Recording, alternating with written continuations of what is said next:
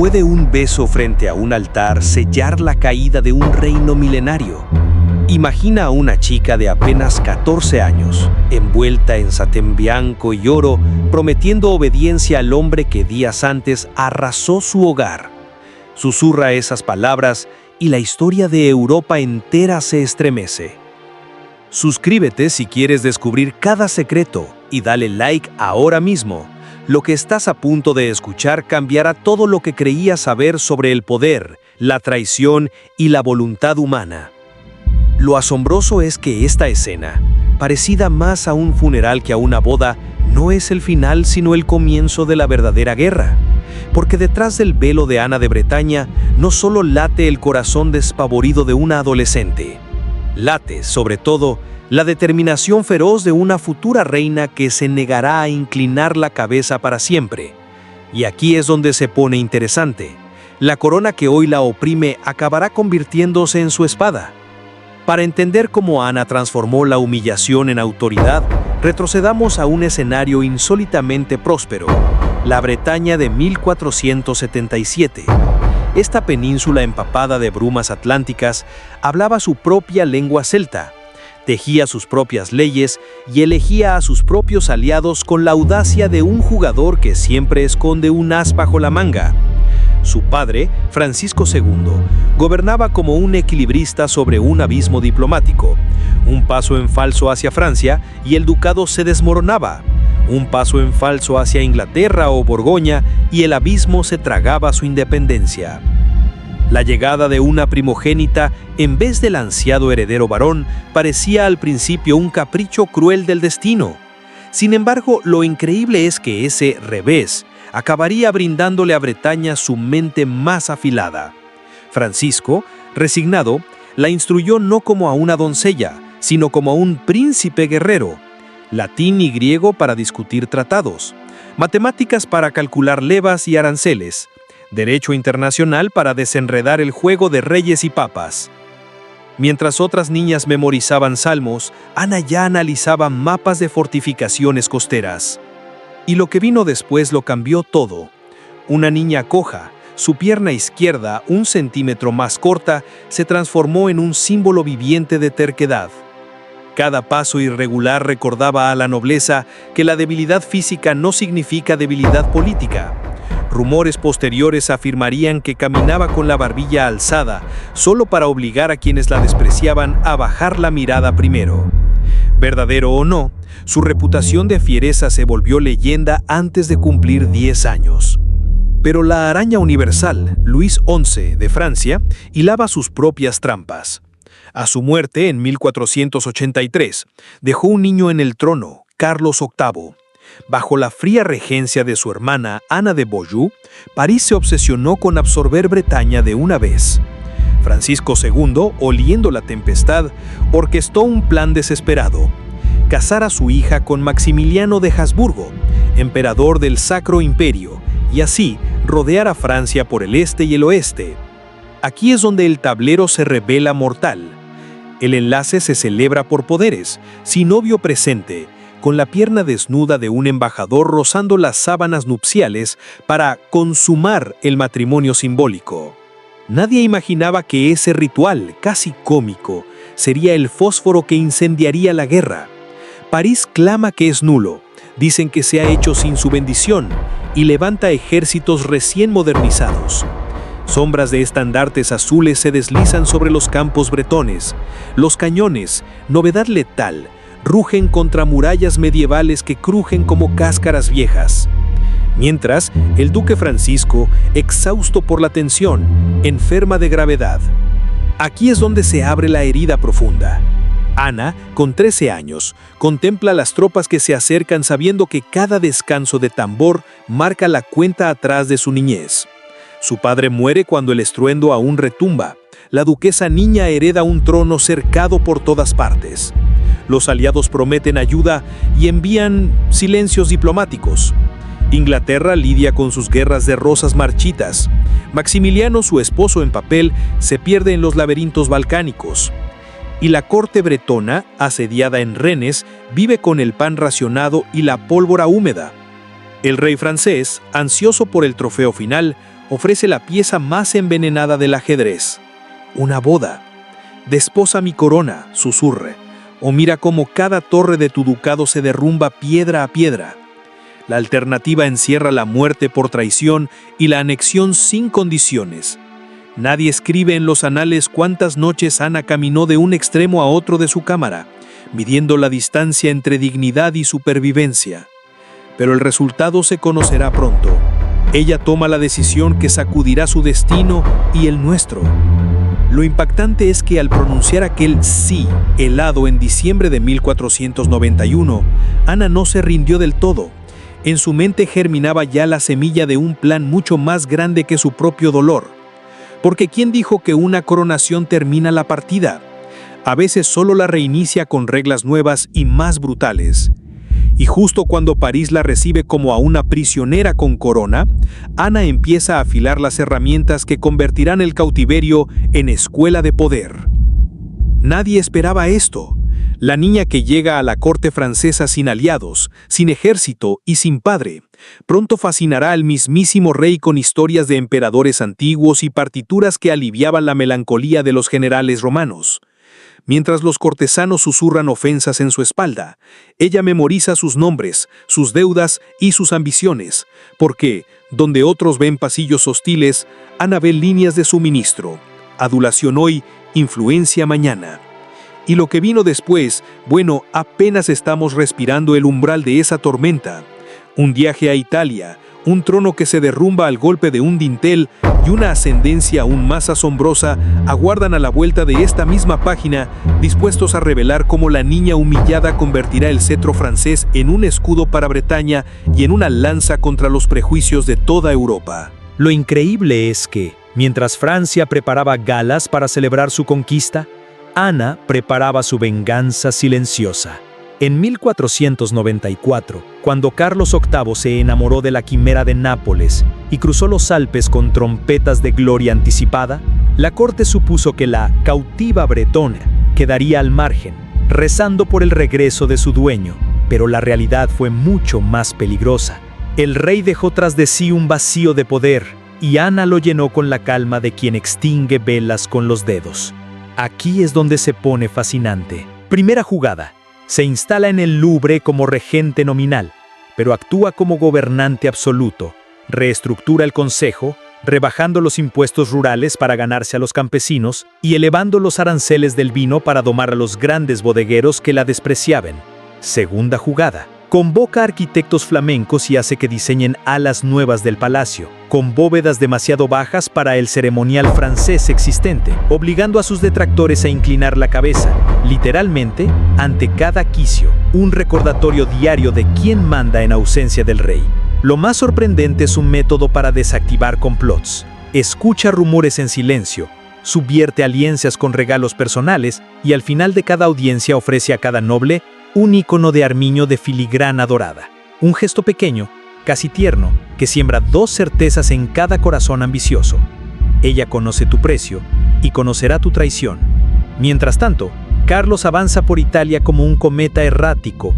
Toma Nápoles para perderlo de inmediato, descubre que las calles empedradas no absorben sangre tan rápido como las llanuras francesas, y lo más cruel, que la gloria cuesta más de lo que cualquier tesoro puede pagar. Las crónicas italianas dicen que cuando el ejército maltrecho emprendió el regreso, los caballeros parecían sombras proyectadas por una vela que ya se apaga.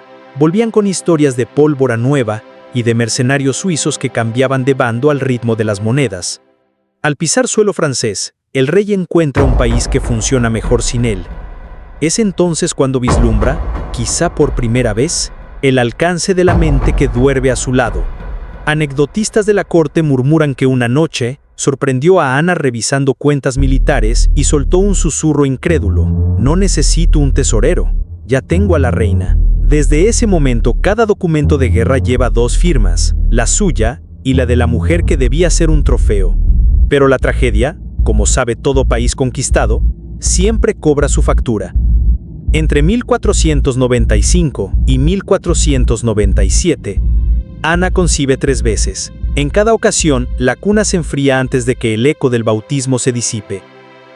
Las trompetas que una vez anunciaron victorias extranjeras Ahora suenan quedas en la capilla palaciega, entonando responsos bajo una bóveda gris. Se dice que en la segunda muerte infantil, Ana permaneció 7 horas en silencio, mirando la cera derretirse hasta que el armiño de su sello quedó enterrado en un charco de lágrimas y vela. Sin embargo, incluso en duelo, la duquesa jamás olvida al ducado. Aprovecha el luto para dictar cartas patentes que blindan los fueros bretones, impuestos regulados por su propio parlamento, tropas bretonas exentas de servir fuera del ducado y, detalle venenoso, una cláusula que prohíbe a cualquier oficial francés comprar tierras costeras sin su aprobación personal. Es como si tejiera un chaleco antibalas con seda negra. La tela luce delicada, pero detendrá las flechas del futuro. Y lo que vino después lo cambió todo. Abril de 1498, Castillo de Amboise. Carlos, intentando impresionar a unos pajes durante un partido de jeu de paume, no agacha la cabeza al cruzar un dintel. El crucido es seco, casi ridículo, un golpe de madera contra hueso. Ríe, hace un chiste obsceno sobre el tamaño de la puerta, camina unos pasos y el suelo lo traga. En cuestión de horas, el órgano real, ese que bombea sangre y decreto, se apaga sin remedio. La corte cae en pánico, porque una corona puede forjar ejércitos, pero no resucitar la carne. Ana, mientras tanto, se mueve con una precisión escalofriante, ordena sellar las puertas, controla a los mensajeros, envía un correo secreto a Nantes anunciando que la duquesa soberana regresa a su patria. Esa misma noche, con el cadáver aún tibio, su carruaje parte bajo un cielo de tormenta, escoltado por soldados bretones que han esperado esta señal desde la derrota de Saint-Ouen de Cormier. Durante 10 días, los caminos de Francia presencian una procesión inversa. La reina cautiva marcha hacia su ducado como conquistadora. Al llegar, proclama la restauración plena de la autonomía, corona armiños bordados en cada estandarte y convoca a los estados bretones para jurar lealtad no al trono vacío de Francia, sino a la mujer que lo ha desafiado 2 veces y ha sobrevivido. Lo asombroso es que Europa, atónita, contiene la respiración. Inglaterra celebra torneos fingiendo neutralidad. España envía embajadores con cofres de plata y promesas ambiguas. El Sacro Imperio ve en Ana un posible puente para futuras alianzas contra los Valois. ¿Y París? París sangra diplomáticamente. El nuevo rey, Luis de Orleans, observa de lejos. Sabe que una guerra desgarraría un país ya exhausto, pero tampoco puede permitir que Bretaña vuele libre. Es entonces cuando Ana recibe la visita de 2 consejeros veteranos, hombres que habían jurado nunca más servir a corona francesa alguna. Le presentan un informe que huele a pólvora y tinta reciente. Luis planea anular su propio matrimonio estéril y ofrecerle una corona por segunda vez. La propuesta suena como un cuento perverso contado al revés. La misma corona que le arrebató medio ducado ahora pretende comprárselo con promesas de soberanía. Ana sonríe, no con los labios, sino con los ojos, porque entiende que la historia le regala otra mano de cartas. La niña que una vez lloró tras un velo blanco, ahora es una reina sin rey, un ducado sin dueño y un tablero sin jaque mate. Le basta una sola frase para revelarlo todo a su círculo más íntimo. Tal vez esta vez el altar sea mi trono, no mi cárcel, y mientras las estufas de hierro calientan los pasillos de Nantes, las plumas rasgan pergaminos que cambiarán la faz de Francia, porque lo que se negocia no es solo un matrimonio, es la cláusula que definirá si Bretaña vivirá o morirá en la próxima generación. Los mensajeros cabalgan bajo la lluvia, llevando condiciones que ningún rey ha estado dispuesto a aceptar. Y aún así, Luis de Orleans parece estar dispuesto a firmarlo todo, con tal de llevar a Ana de vuelta a París. En el aire se palpita una pregunta cuya respuesta definirá el siglo. ¿Puede la misma mujer, 2 veces ofrecida como trofeo, convertirse en árbitro del destino de 2 coronas enfrentadas? Cada hora que pasa acerca más la tinta al pergamino, y cada gota de tinta derramada podría ser un torrente de sangre ahorrada, o derramada de nuevo si la negociación fracasa. Porque la duquesa ha aprendido a mirar de frente al abismo, y cuando parpadea, el abismo parpadea primero. Lo que nadie veía venir era la ferocidad con la que Ana convertiría la petición de boda de Luis en una trampa al revés. Durante un invierno que en el Loire mordía las vigas con escarcha, la duquesa dictó condiciones que habrían hecho palidecer a cualquier canciller imperial. Bretaña retendría su parlamento, su moneda y su ejército propio. Ningún francés podría ostentar un cargo civil en tierra bretona sin su firma personal, y si el matrimonio no producía un hijo varón, el ducado volvería íntegro a la línea bretona. Cada cláusula era un muro invisible erigido con tinta, no con piedra.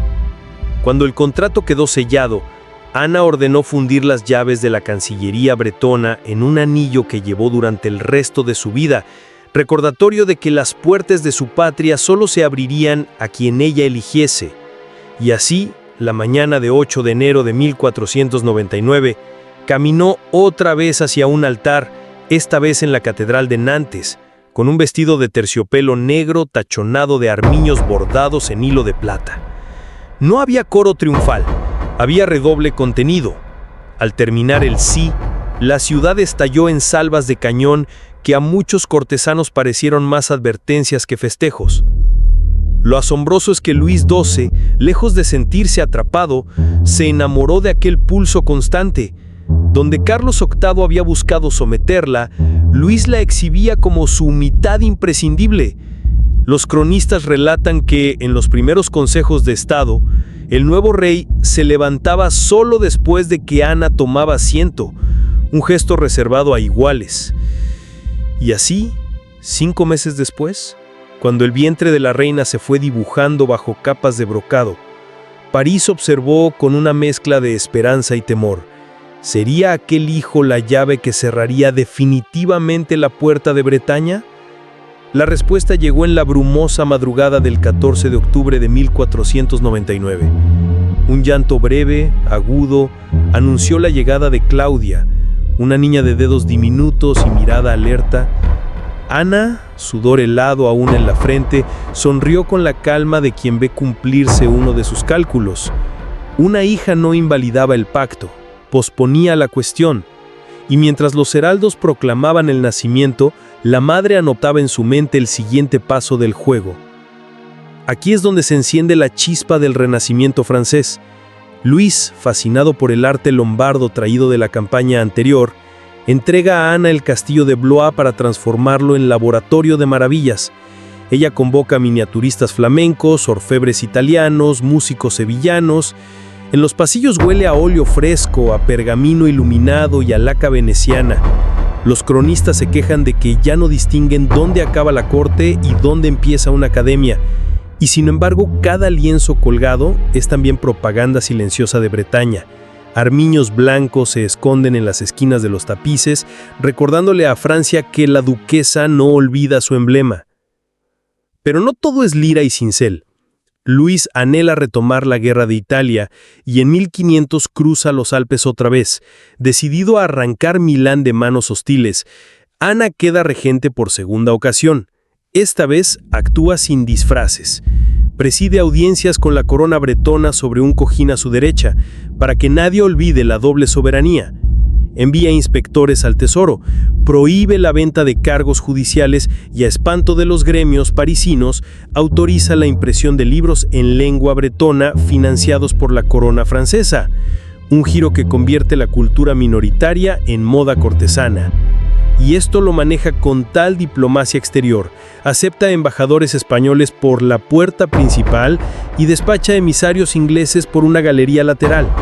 Recibe documentos sellados por el Papa, pero responde con cartas cuya postdata está escrita en bretón, un rompecabezas que ningún cardenal entiende sin ayuda. Todo esto mientras intercambia secretos codificados con la hermana de Maximiliano de Habsburgo, preparando la jugada que hará temblar a Luis, comprometer a la pequeña Claudia de apenas 4 años con el príncipe Carlos de Austria, heredero de medio continente. Cuando Luis regresa de Italia en 1502, con un Milán conquistado a medias y los bolsillos llenos de estatuillas de mármol, encuentra un reino cuyas riendas se ajustan perfectamente a las manos de su esposa. Al principio sonríe, orgulloso.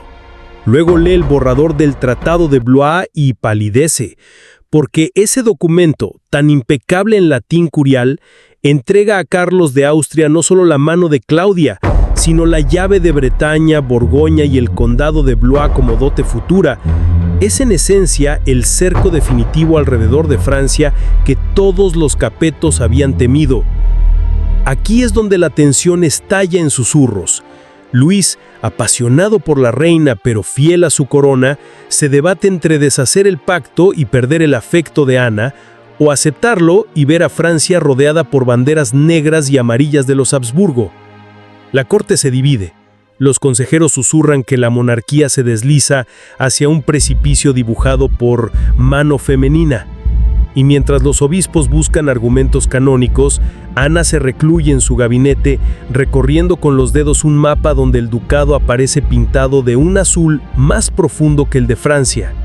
Y lo que vino después lo cambió todo. En 1503, un invierno de fuego se desata sobre la península itálica. La peste acecha a los ejércitos. Los bancos florentinos exigen intereses impagables. Luis necesita la astucia financiera de Ana, pero también su apoyo moral. Ella lo concede, por ahora, dejando el tratado en suspenso y asegurándose a cambio que ninguna reforma fiscal toque a los puertos bretones. Es una tregua tácita, cosida con hilos tan tensos que basta un tirón para que todo se desgarre. La tregua se pone a prueba cuando en 1505 Ana vuelve a quedar embarazada. El reino presa por un varón, pero nace otra hija que no sobrevive más de unas horas. El silencio en Blois es tan denso que ni los candelabros se atreven a chispear. Entonces la reina pálida clama desde su lecho 2 órdenes que deslumbran a los médicos. La primera es que su lecho sea trasladado a una cámara cuyas ventanas den hacia el oeste, hacia Bretaña. Y la segunda es que Claudia sea educada por damas bretonas, no francesas. Es un recordatorio de hierro. Mientras ella respire, la próxima duquesa hablará en la lengua del viento atlántico. Luis comprende el mensaje y responde con otra maniobra. En 1506 convoca a los Estados Generales de Tours y persuade a los nobles para declarar que la sucesión femenina no debe dividir al reino. En la misma sesión, los príncipes juran lealtad a Francisco de Angulema como heredero presunto y futuro esposo de Claudia. Un golpe maestro, que en apariencia blinda la corona, en práctica enciende otra guerra silenciosa en los pasillos. Ana no protesta en público, sonríe, inclina la cabeza y envía palomas mensajeras al Sacro Imperio con tinta que apenas se seca, porque la partida aún no ha terminado. Cada decreto, cada bautismo, cada murmullo en latín representa un movimiento en el tablero donde una sola pieza, la pequeña Claudia, vale más que 100 castillos. Y mientras los corredores de Blois se perfuman con azahar en anticipación a nuevas campañas, la reina de Bretaña camina lentamente, apoyada en su bastón de marfil, recordándole a la corte que su cojera no es señal de debilidad, sino el metrónomo de un pulso político que nunca ha dejado de latir.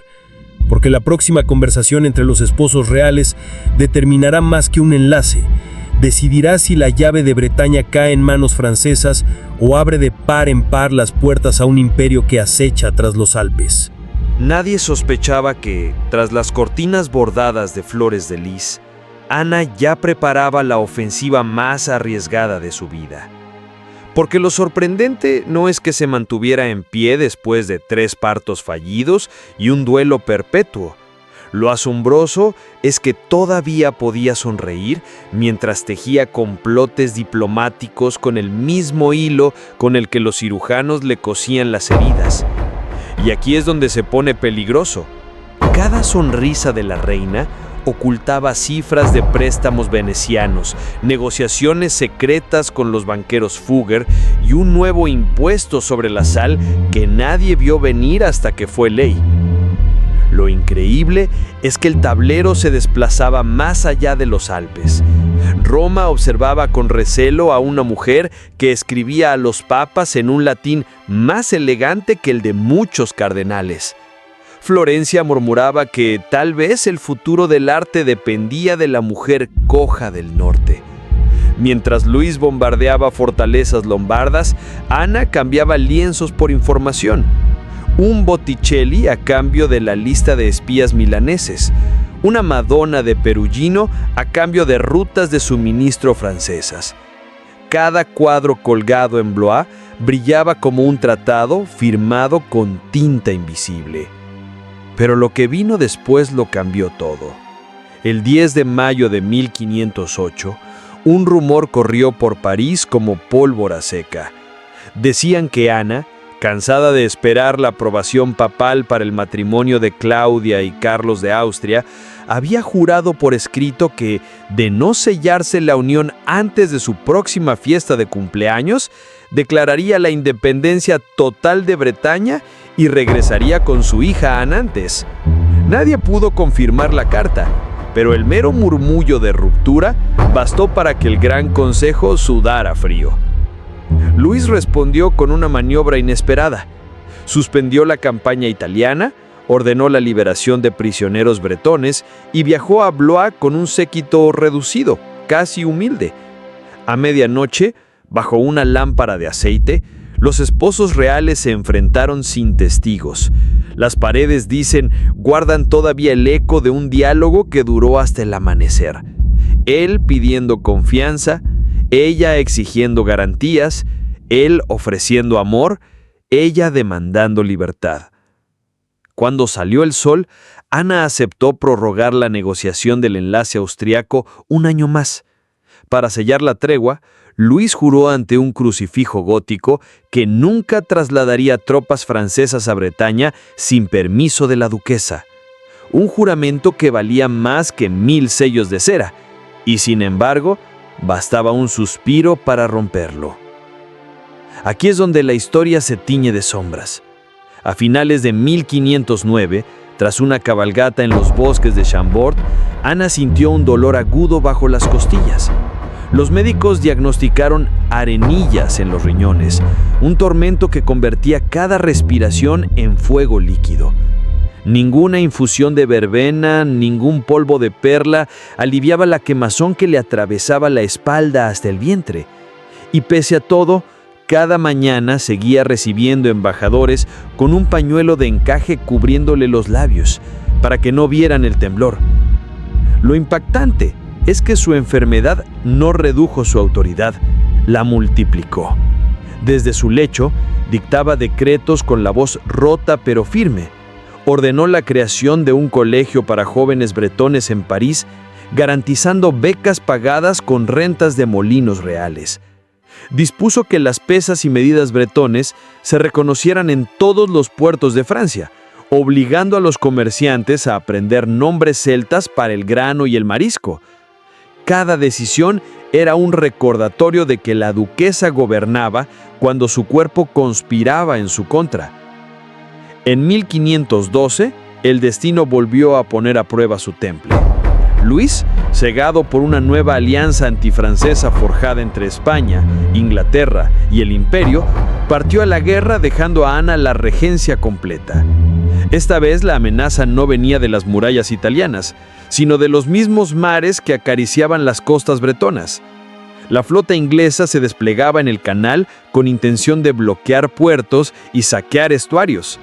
La reina, febril y arcorvada por cálculos renales, se sentó ante cartógrafos y trazó un plan audaz: reforzar las torres de San Malo, convertir astilleros pesqueros en improvisados navíos de guerra y contratar corsarios vascos para hostigar los buques de Enrique VIII. Lo más asombroso es que funcionó. En agosto de 1512, la escuadra inglesa intentó desembarcar en Brest y se encontró con un muro de fuego improvisado, comandado por marinos que gritaban órdenes en bretón y en euskera.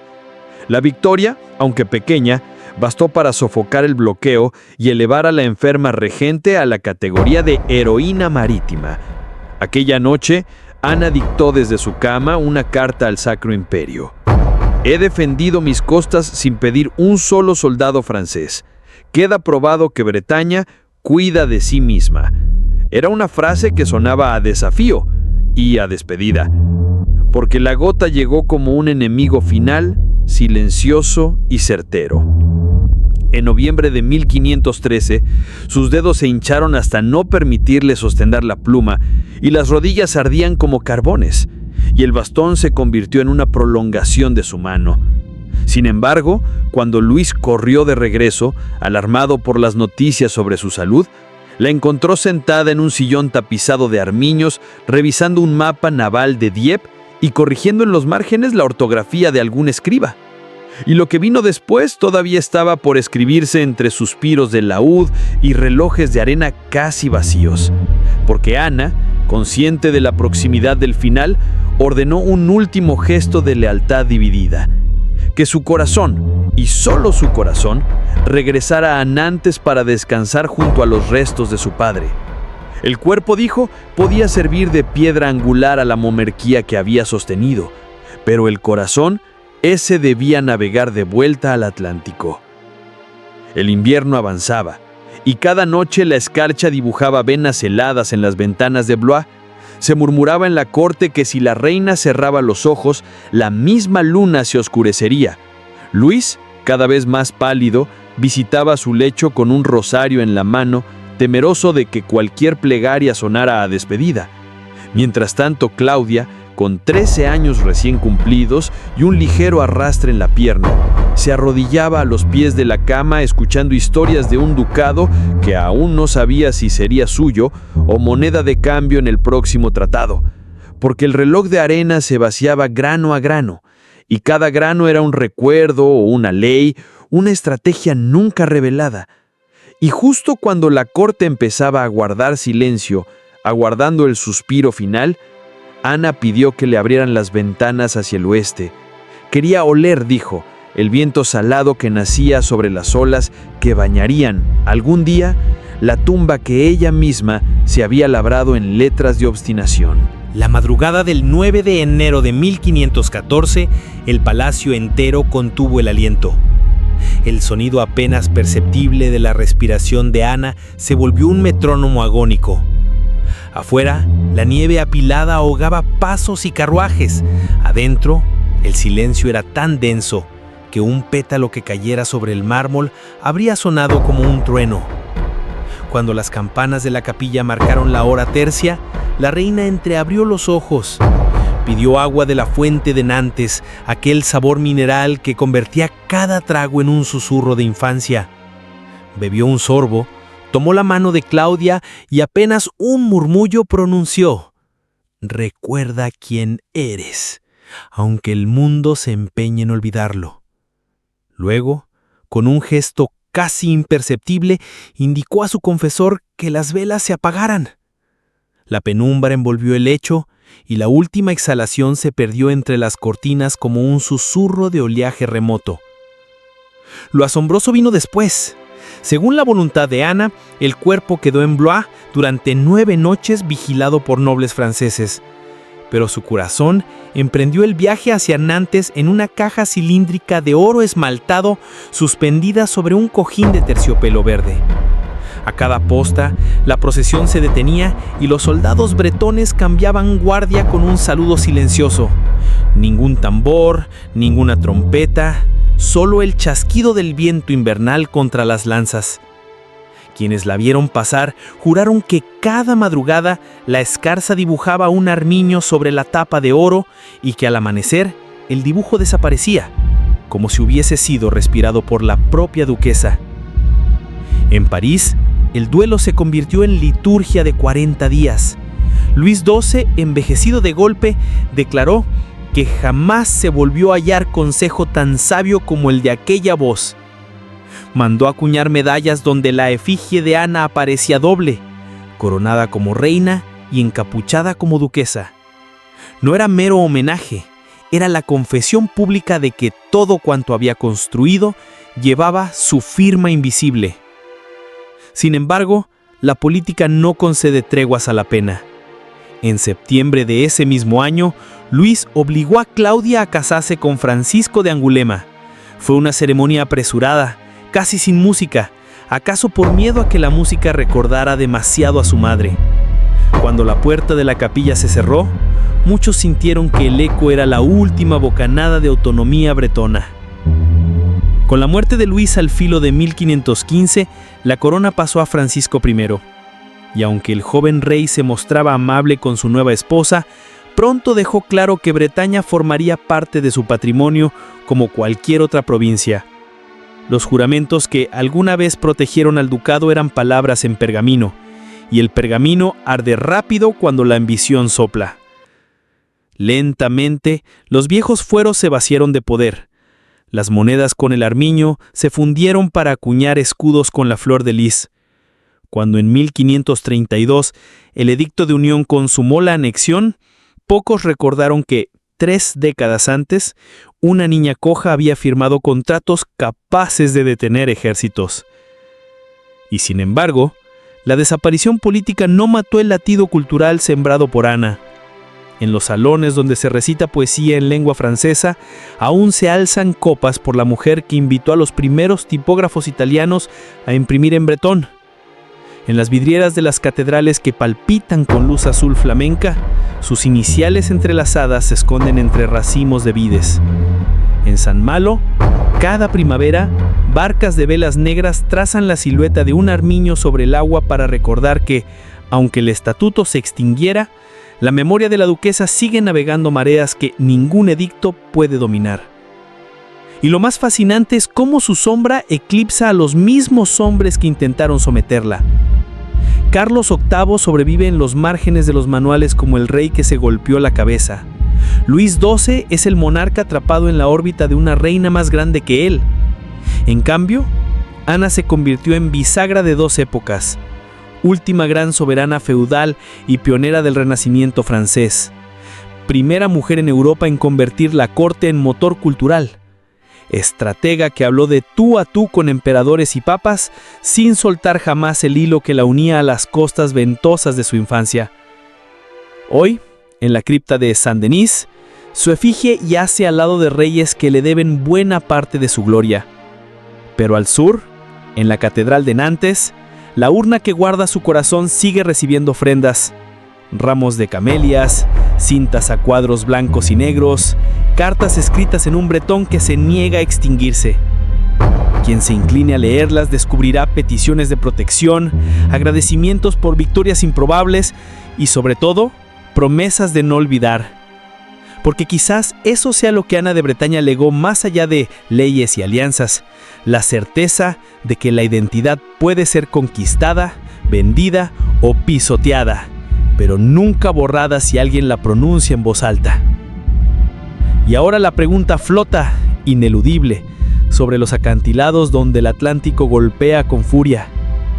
Si una muchacha de 14 años, vestida para su propia rendición, fue capaz de torcer el curso de imperios enteros, ¿qué otras historias esperan todavía que un nuevo susurro las despierte antes de que el eco se disuelva en la espuma?